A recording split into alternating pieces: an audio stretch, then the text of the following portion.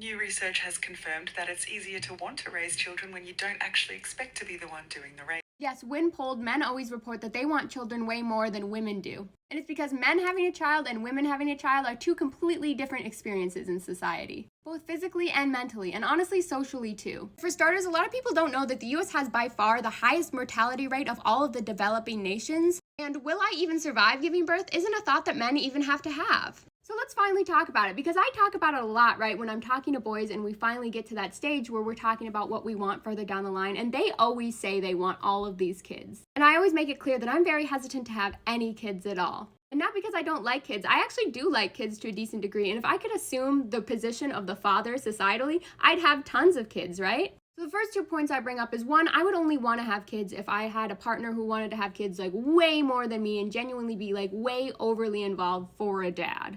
Like, they're really taking the reins on these kids. And two, I start to bring up the statistics around pregnancy and giving birth that we're all vastly undereducated as a society, because that's like the very first step, right? Because again, the very first statistic that's super important to me is the US maternal mortality rate being extremely high in comparison to all these other industrialized nations. Because honestly, my family births out giants. I'm a good 4 inches shorter than my mother, and my brother was so large that he almost took her out after she gave birth to him. So one of the things that gets to weigh on my mind when making this decision is, how badly do I want to keep living? And interestingly enough, like, a good portion of these deaths happen several days after giving birth, which is exactly what happened to my mother. So luckily she's still with us. We lived close enough to the hospital that they got her there in time. And yes, another thing we learned in this college course that I believe should be a requirement for everyone is that the number of mortality rate in the US is just hugely disproportionate, especially for Black women.